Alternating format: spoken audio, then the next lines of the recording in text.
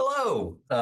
I've got a office hour scheduling tool, and I wanted to show you how it works. So I'm going to spend about 5, 6 minutes here. I'll walk through a few examples and show you some of the features just to get you up and running. Um, let's take a look. So this is the tool here on the website, this office hour scheduler. And here's how it works. You've got a whole bunch of TAs and you've got to get everybody sorted in terms of building an office hour schedule such that you have kind of like a uniform spread of TAs. Maybe you want to like concentrate your office hours on some day, like a homework due date, so that you can handle that big wave of students who procrastinated. And as well, of course, you have to like manage TA constraints and preferences, right? TAs can't do office hours when they have their own classes. And moreover, they probably have preferred times that they'd rather do it. So this tool aims to kind of synthesize some of these different challenges into one schedule. Here's how it works.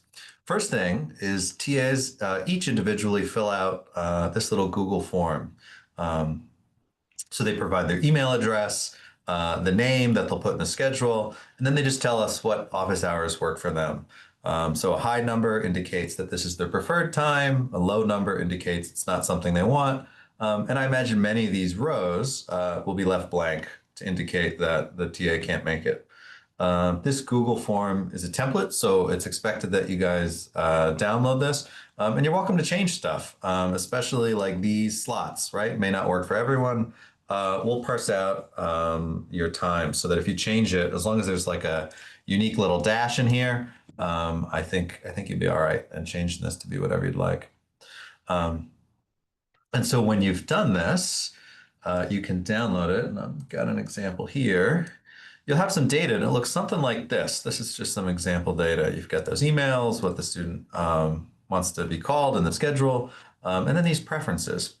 Um, and so these preferences end up kind of creating an objective for what it is we want to build a schedule to do. We want to maximize the score that our schedule really achieves. So, for example, say Jane, this first TA, is getting assigned office hours. If we put her in Monday at 9 to 10 a.m., our schedule scores 4 points.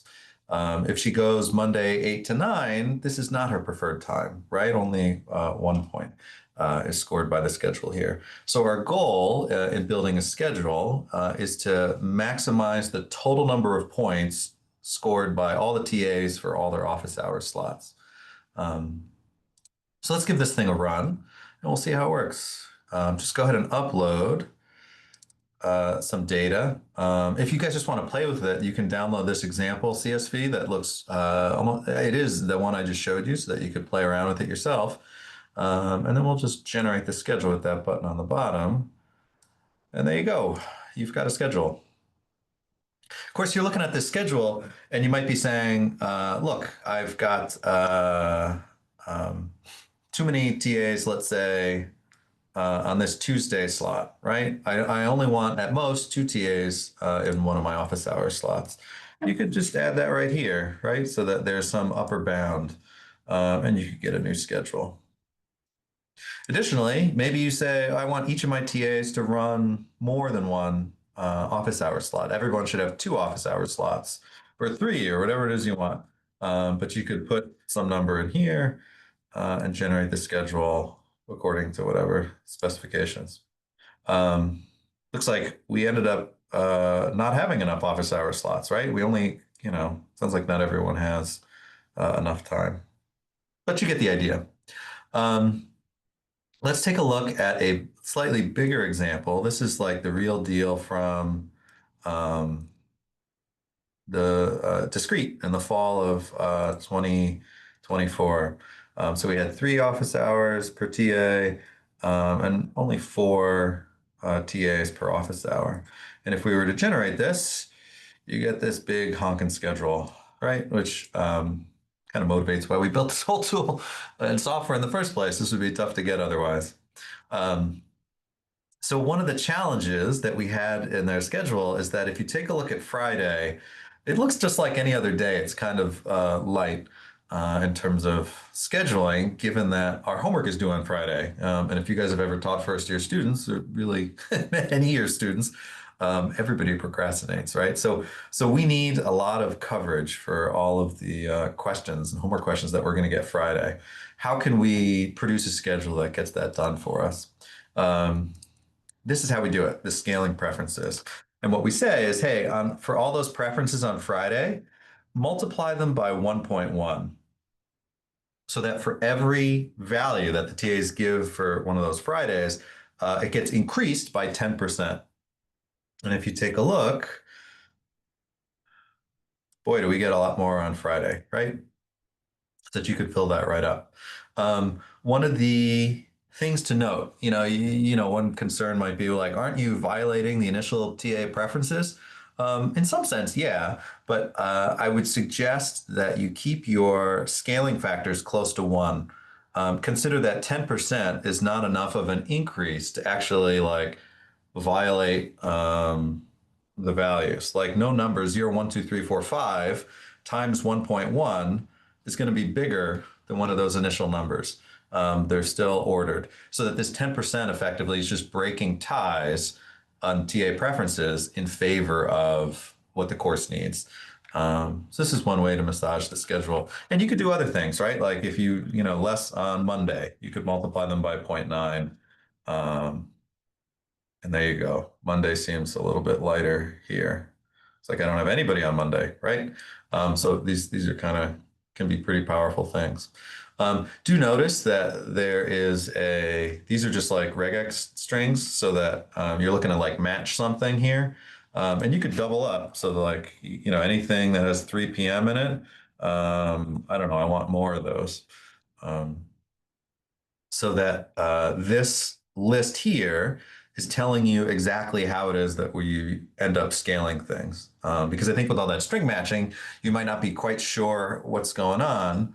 And this will tell you, right, that these like Friday 2 to 3 p.m. and 3 to 4 p.m., they end up getting multiplied by 1.1 here. And then because they're Friday, they're multiplied by 1.1 there, such that cumulatively, they have this pretty significant scale of 1.2. Um, so hopefully that helps you out in terms of like making the schedule fit for course needs. Um, Other features. When you're all done with any of this, you're interested in, this is nice to have a schedule, but you really want it imported into Google Calendar, Apple Calendar, or whatever the calendar app. This ICS format is kind of a common one. And so it'll directly import into whatever you're interested in. Of course, if you're going to make a calendar that isn't just like a weekly thing, it has to have a start date and a stop date and a time zone. And you'll fill these in towards the bottom here. I think by default, it just starts today and ends a week from today and runs in that Eastern time zone. And that's about it. A few other like light features here. We sort by availability given so that you can get a sense of if all the TAs have provided enough flexibility to build a schedule, you can know why you're having trouble. You get a schedule. Oh, this is good. You get a statistic that measures how good of a job you've done, right? Like this schedule is at least consistent with TA preferences, but is it best? Is it the maximum? And I admit it, we greedily optimize, so it's not the absolute maximum, but still, you can get a sense that it hopefully does a pretty good job for you. The statistic we use is this percentage max score. Consider this. You have a TA who signs up and you prioritize the schedule just for their needs. So that for some TA, you're going to assign them 3 office hour slots. You grab their top 3 options. They can score at most 10 points. That is like the maximum score that TA can achieve. Maybe the schedule is only able to score 7 of these office hours points. In that case, they've only scored 70%, this individual TA, of what was possible. So this is the percentage max score of a TA. And if you look at the minimum across TAs or the average across all TAs, it gives you a sense of like how good of a job this schedule is doing to meet the need, preferences of the TAs. So at worst, 80% of the maximum score for a TA. That's still pretty good. And 96% average.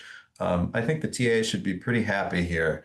So I should say these guys in the fall of 24 were really wonderful. They were flexible, and there was a lot of maneuverability in the schedule so that we got good numbers here. Um, the only other thing, actually, I guess two things, but one challenge we had was that some times people would fill out the form twice, TAs, which was great. We encourage them to do this. We're always going to use your latest, greatest data. We'll throw away anything with an earlier timestamp. But then there was like a typo in the emails, either in the earlier or in the second version. And this was a challenge because the software was treating this as a unique TA. And maybe it isn't, so that you end up having this like double TA assignment thing.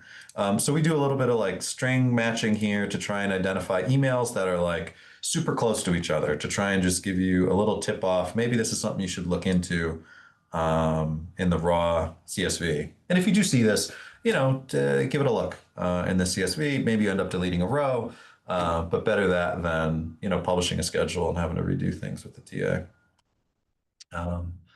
And I think that's about it. The only other thing I'll mention is that we're interested in getting a sense of usage, like how who's using this.